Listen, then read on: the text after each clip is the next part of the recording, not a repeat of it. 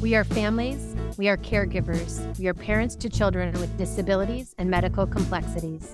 We are rarely familiar.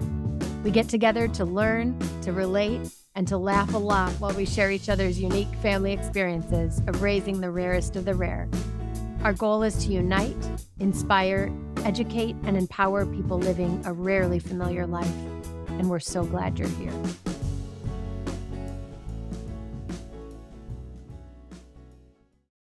Hi, welcome to Rarely Familiar. This is Haley here with my friends Jen and Tram, where we dig into the realities of raising the rarest of the rare. Today, we're going to get familiar with Sophie Iverson and her consulting company, Access to Advocacy. I met Sophie through my work at Gillette. She's been a godsend to me in so many ways. We will get into that later. But first, let's go ahead and check in. Jen, Tram, anything new this week? This month? Oh my gosh, I just got back from New Orleans. First time. It's kind Wow. it's one of those places you hear about forever, and then you finally go and you're like, "Oh, okay. I get it. I get it." And I Mm-hmm. got a lot more. Like it was kind of a Just did. haunting city. I mean, it's Yep. vibrant and full of music, very touristy, but also has this like eerie edge. We were walking at night and all of a sudden I said to my older son, I'm spooked. I feel spooked. It was dark. There was like lanterns with real fire and I don't know, it was just like cobblestones, very old. I was in the French Quarter. And all of a sudden we get to the intersection and I look down the street and there are groups of people on their ghost tours. Oh, yeah. And this is the concentrated area where they've had all these. Oh, did you get into it? No, but I'm telling you, I picked it up like the half a block before without seeing the people. I was picking up on the energy, I swear. I was like super spooked. I can't explain it. And so it was this kind of mysterious place, but then just infused with music. And my son's a musician. And so it was really special to begin spring break with Makai. And I think it's probably the last time he's 18, he's with his mom. So it was a gift. Oh, How about good for you, you. Tron? What's up? So last week was Minneapolis schools spring break. So we drove down to see my mother-in-law who's in memory care. We drove, thankfully, because I was afraid of all the TSA and the flights and everything. So I'm so glad we didn't fly, but it was nice to go see my mother-in-law. And right now she still recognizes us. And so I think that's the nice thing of why we keep trying to go down as much as we can. So it was good to spend time with her, and my mother came with us too because she wanted to visit my mother-in-law. So it was nice family time. Really? Haley, what about you? We were going to go up to Duluth, but they got dumped on, I think, 8 inches and with the wheelchair van and everything. Felix was really bummed that we didn't get to go up there. But at the same time, I was able to show him the weather and how there was an advisory and it said, don't travel if you don't need to. And he's like, okay, I understand. But on Monday or Tuesday of this week, Felix and I went to the U of M and we spoke to all the pharmacology students. So that was great. And Felix got up in front of the class and he said, hi, students, listen up. He said, I'm the teacher today. And No he had his way. hand in the air. And it was so cute. Of Oh course, my his dad goodness. had coached him to say that. He didn't type it out on his talker. He said it verbally. So I translated it, but they all laughed and they How thought it was cute. cute. So we told our story and we used a lot of examples, a lot of the ones that you and Trum shared with me too.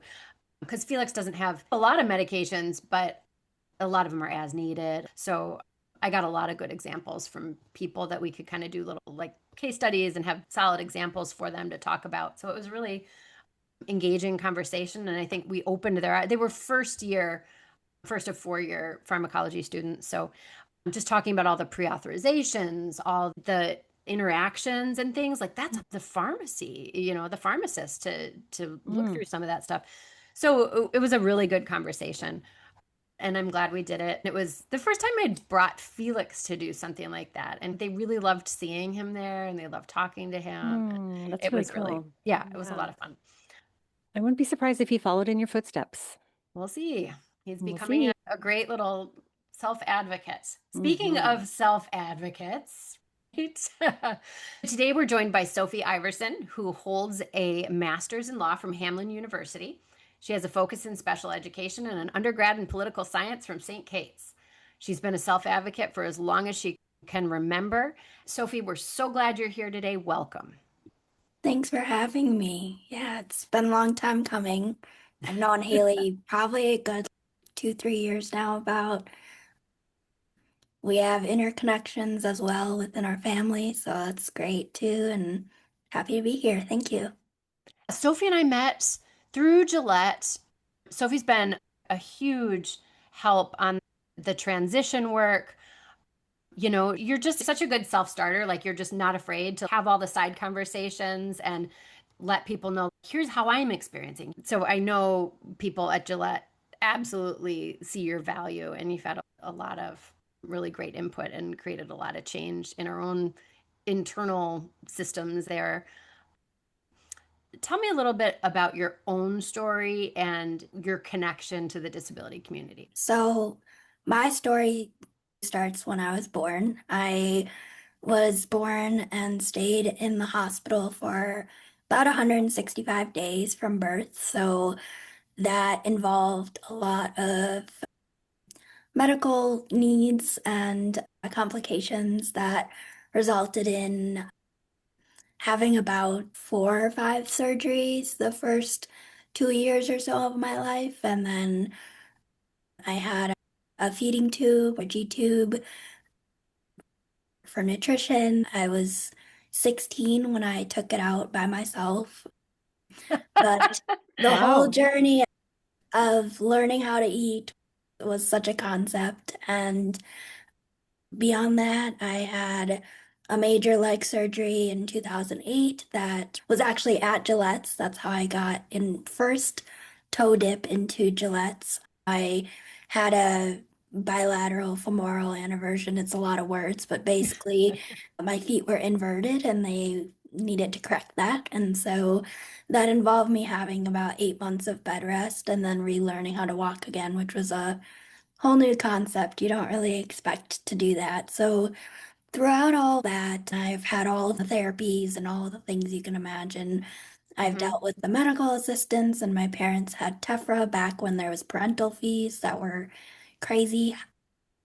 And so I really was fully into the disability medical complexity life from the beginning. And so Mhm.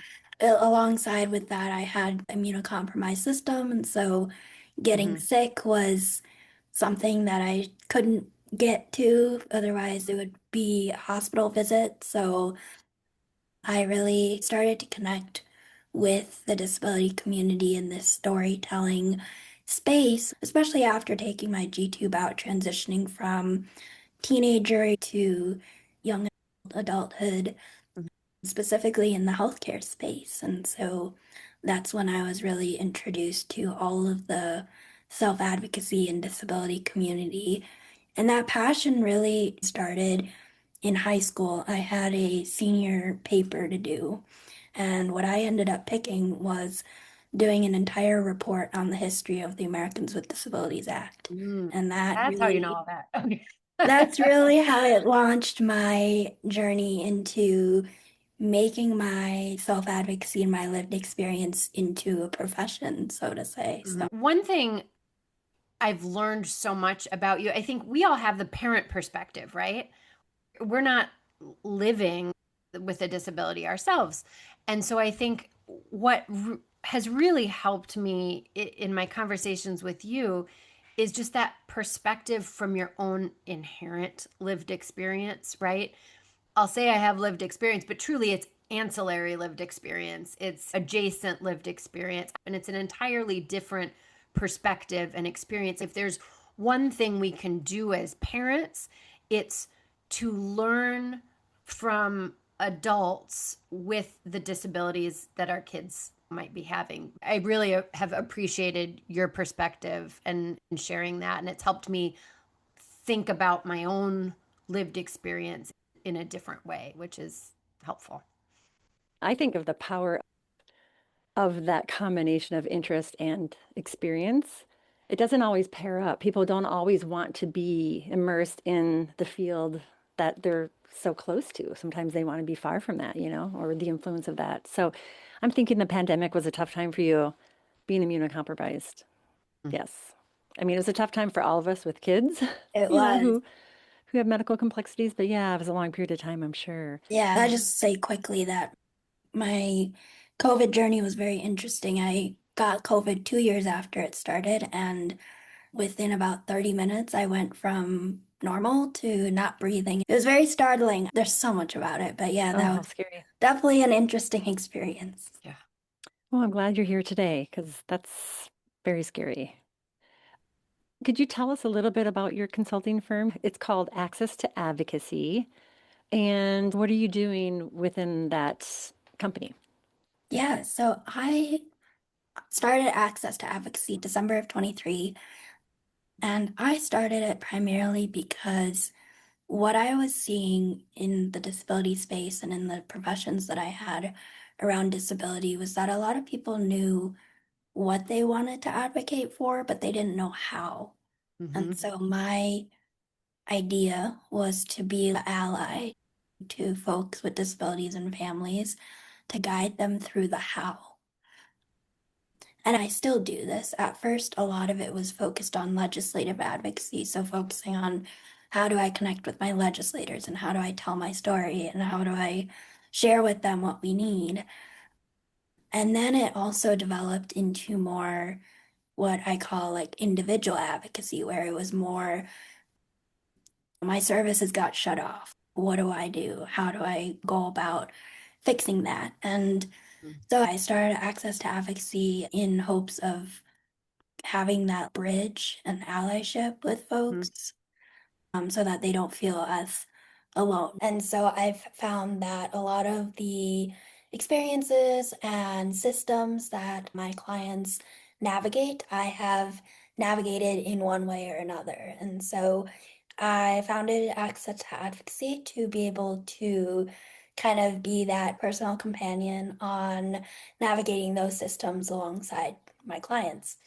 So I sit down, I strategize, I do one-on-one support. So when you call the number or contact the website form, you are contacting me, and I try to solve the problem the best we can, and I don't really let it go until we solve the problem. So whether it's navigating the county systems or the Minnesota medical assistance programs, Social Security, if it's an appeal that you have to do, if it's gathering resources because you don't know where to start, then I'm that person that will sit down one-on-one with you and strategize and guide you through all of those options.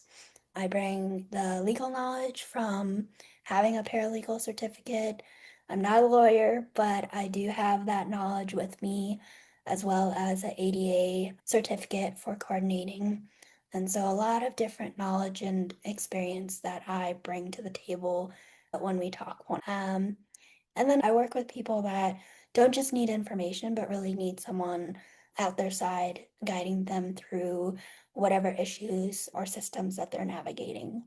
And so access to advocacy is really personal, strategic. I do charge fees, but those are really upfront. And I'm also willing to work out, but I do want to say that upfront. And then, because it is a business, and ultimately it's a personal concierge business that works for you and with you, to navigate the systems that you're navigating in your life. Because there was certainly moments in my life and in my mom's life and parents' life where, I mean, my doctors thought that my dad was a doctor because of how much research he did. And so Hmm. it definitely takes effort, especially as a parent with a child with complexities, to be on top of things. So I was like, just take the burden of the overwhelm and the effort and kind of shift it into more of a spread across the parent and an ally like myself who can help Mm-hmm. out. Really intimately knows the system. Yeah. Mhm. Um, Yeah, you want to do this, you want to do that. You're not exactly sure how to. And so that missing piece for us is huge. Who's kind of reaching out to you, or are you reaching out to people and offering your services? So I've gotten more individuals reaching out to me or families. And interestingly enough, I got a few families that I have helped to have reached out from California. I did help one family who was looking to move to Minnesota, and their child had a lot of complexities and Shh, don't tell anyone else. right. We're already And, overwhelmed. Like, and love was that we take care of our people, but oh my God. exactly. I mean, it was a lot to go through for sure. And Yeah. so I created a plan together, and I Mhm. was able to assist them with giving the resources because especially for people that are like out of state, Yeah. every state's medical assistance is different. So they didn't know where to start, obviously. And so they also didn't know that it's dependent on the 83 counties that you move through. So Yeah. I kind of helped with that. But yeah, it's primarily individuals. Mhm. I do assist with more on the legislative advocacy side with organizations or places. I just assisted with another organization. They had a few folks preparing to go to Disability Day at the Capitol. Mhm. And so I helped with just the basics of meeting with your legislator. But yeah, it's those things. And then I'm an Americans with Disabilities Act coordinator. And so I also help organizations. I actually got called up by an organization to do an audit of a physical space of their building. And so I went and created a report. So it's kind of Awesome. the three things. Cool. So Mhm. who says our senior paper doesn't go anywhere in life, I know. right? It's like you're in high school. What am I going to use this for in the real world? Yeah, well, Right. you're proving us that you Yeah. are using it. So that's Yeah. awesome. No, she reminds me of me too. I do a little bit of this and a little bit of this over here, and somehow you cobble it all together. Well, and I think that you're very multifaceted, right? So you've gone into the space of getting your law degree and then your own self advocacy. And it's great that you explained it because I think many people say, I'm an advocate, but there's different levels of advocacy, whether it's legislation or self, right? Because we as parents are always having to advocate for our kids. And we're sort of blindsided because I just think back to birth to three and the teachers are coming in and that's the first time you even hear of an IFSP, right? At the family specialized plan. And then you learn about the IEP and you're sort of just still like blindly trying to maneuver through it. And so I see you as such a great resource because I was telling Haley, oh my gosh, I'm ready to hire her now because there are things that I don't think about. You know, you're in your IEP and Sadie's so complex that we have 12 specialists sitting around the table. It's so overwhelming. And in my career, I had huge meetings overseas with prime ministers and stuff. And I'm like, I can't handle the IEP. I'm like practically in tears. And I think about having you as like a resource, even if I needed you to sit in and help me listen. And so that way you could help be like, oh, I think this might be a good aspect. Or even just maneuvering through, I feel very educated, but these waivers, I cannot seem to grasp it. And so I see you as that resource. Can you walk through an example where you might have helped a family in this journey when they called you to say, I need help, I don't know where to begin? Oh my gosh, so many times. Yeah, I mean, I just start with the beginning. And so we start with a meeting and just figure out where are we at right now? What are we doing? What's our goal? What are we trying to get to? And maybe we have multiple goals, but what's our priority? What's our goal that we can reach now? Uh, Hmm. and then, in a way, like hold hands with the person while walking alongside and figuring out, okay, what's the next step here? If we're going to be trying to get a kid on a waiver, or if we're trying to prepare for a IEP meeting or something, what are the things that we should be aware of?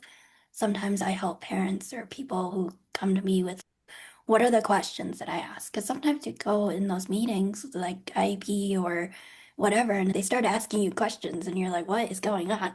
And Right. so you kind of got to start somewhere. I let the people drive as much as possible because that's my approach. I was trained in person-centered technique, and that's one of the biggest things of access to advocacy is allowing that person-centeredness to come through.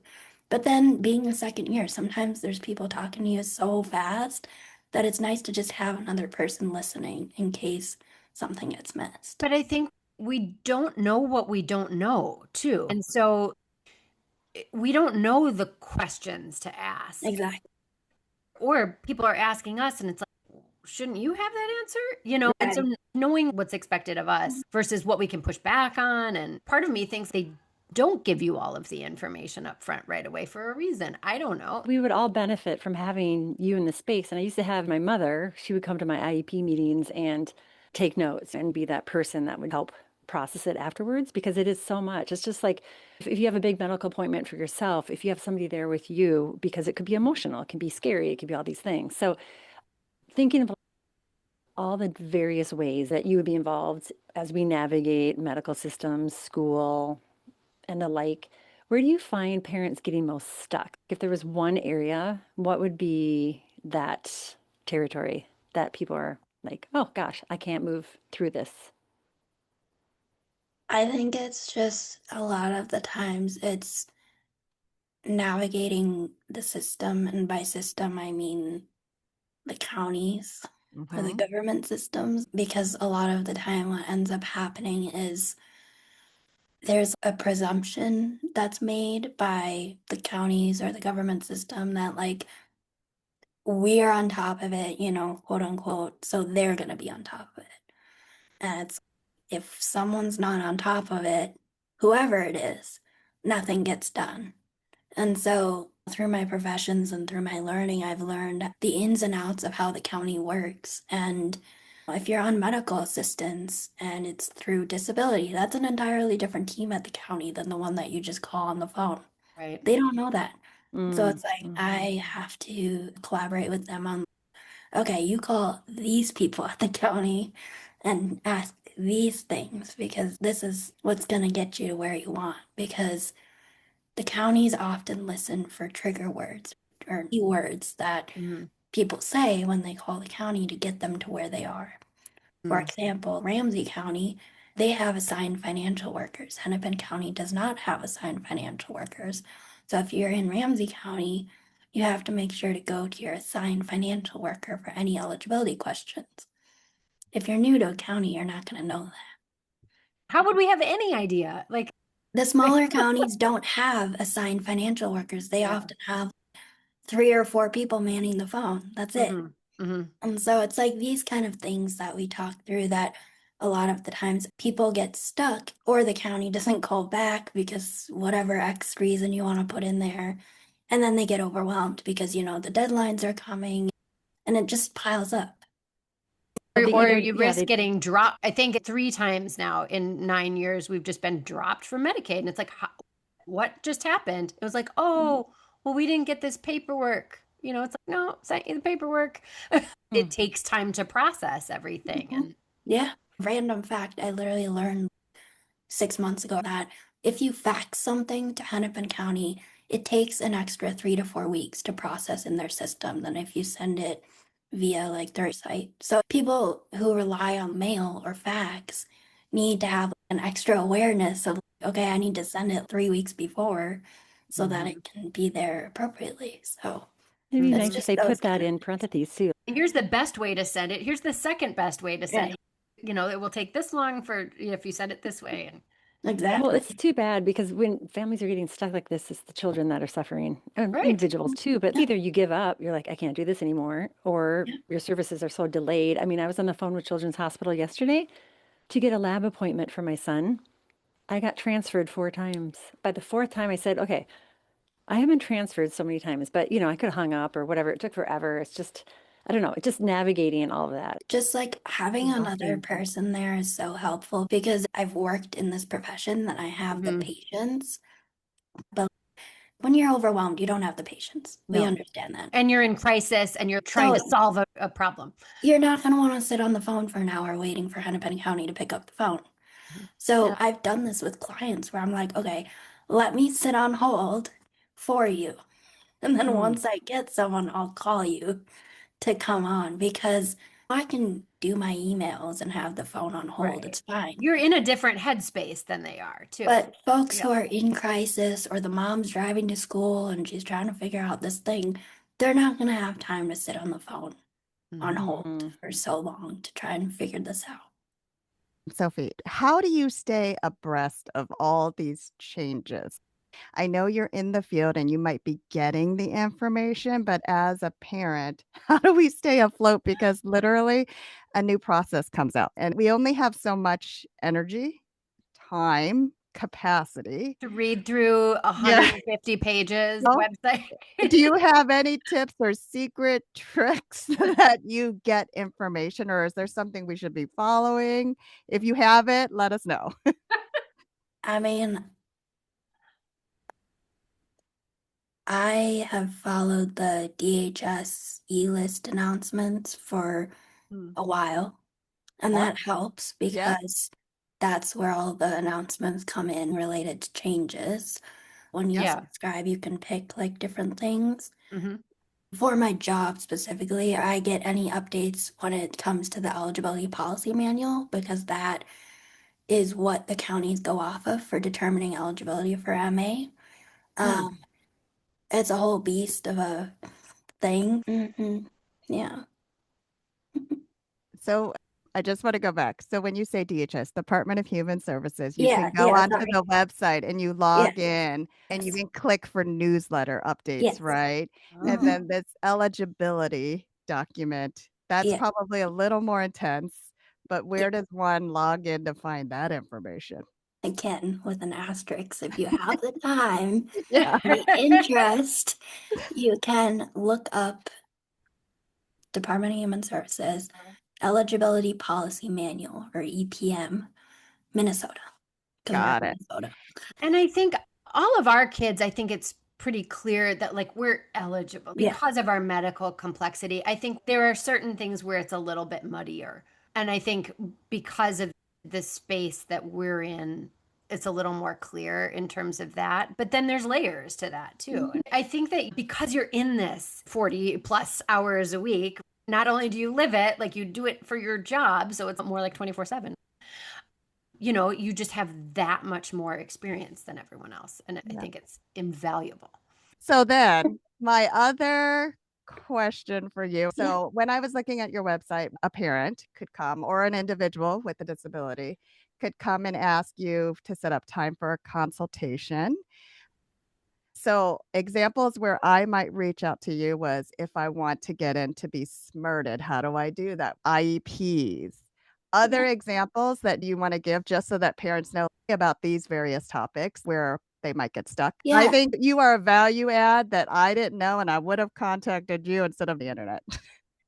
Well, I am pretty skillful at research, at Right. looking things up. Mhm. And so that's exactly what this idea is because if you're sitting there at night, your kids' PCA services are ending and you don't know where to go, come to me because then we'll figure it out. But in terms of understanding, it's very confusing. So Mm. we meaning me and whoever reaches out, can figure it out together. It's basically just a place to not feel alone in the problems that you're trying to solve for either yourself, if you're a person with a disability, or your family members. You're my Because, 411. We should just put Sophie Iverson equals 411 in the disability space. But there's only uh, one of you, and so you're going to reach your capacity after this oh yeah. podcast airs, right? No. Oh, But like, well, I, I where else can we uniquely, go? Where else can we go? Because you can right, read something and you can go, okay, I read that. I feel like I'm an educated person. right. How can I not navigate this and figure it out? And so where do I go if I can't go to Sophie? Well, It that's where we get stuck too, right? yeah, my colleagues, my friends at the Disability Hub do exactly what I do, but over the phone and over chat. So I just have the unique capacity in mind to do it in person. So if you are navigating CFSS or navigating CDCS or whatever, and you have a singular question, go to the Disability Hub. I think it would be more practical to reach out to me to access to advocacy when you feel that your life is falling apart and you need like someone to be there at those meetings with you or at the phone with you or at an appeal with you because my uniqueness is I have that lived experience, that collaborator aspect, and also I was a CDCS support planner too, so I know the other side of things that people at the hub maybe don't know exactly. Well, and it's the continuity of care. Whereas I might get a different person, so then I'm Right. re-explaining my situation, Yes. and I may have forgotten that one tidbit that doesn't send me down the right path. And so you're that Right. continuity of care to be able to help guide for a long time. And I think to add to that shortly is that that's exactly it, because I also remember things that you might not remember. And so if you're like planning for a IEP meeting or something, I might think of something that you might not have thought of.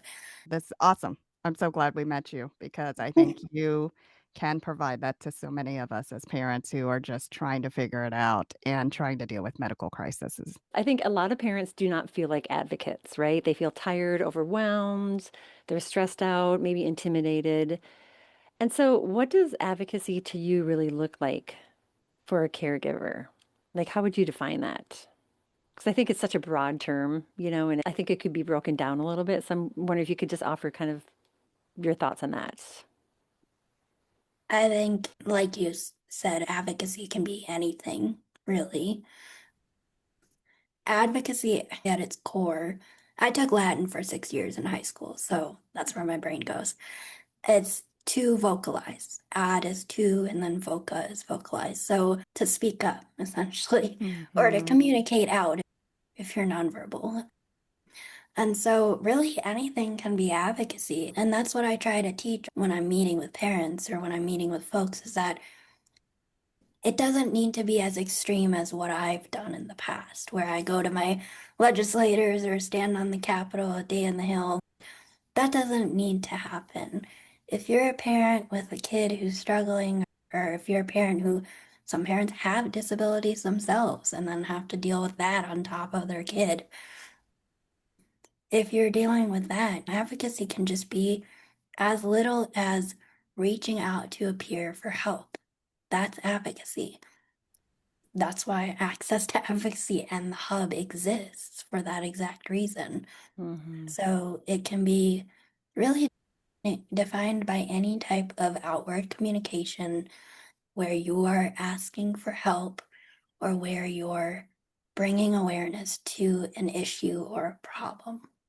And so if that is a matter of as little as like, my kid's G tube fell out, what do I do? So that's kind of where I would lay things there. Sophie, how can people reach you if they're interested in receiving your services?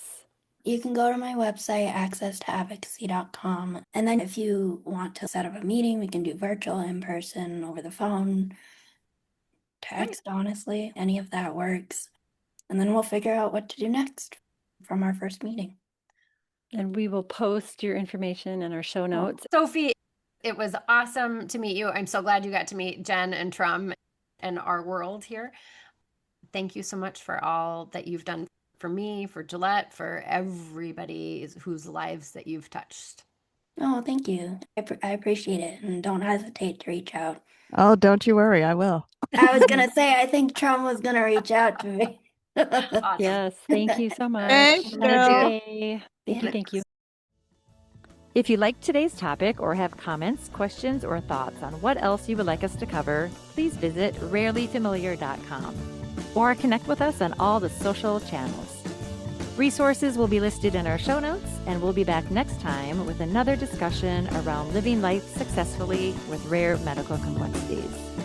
Thanks for joining us on the journey.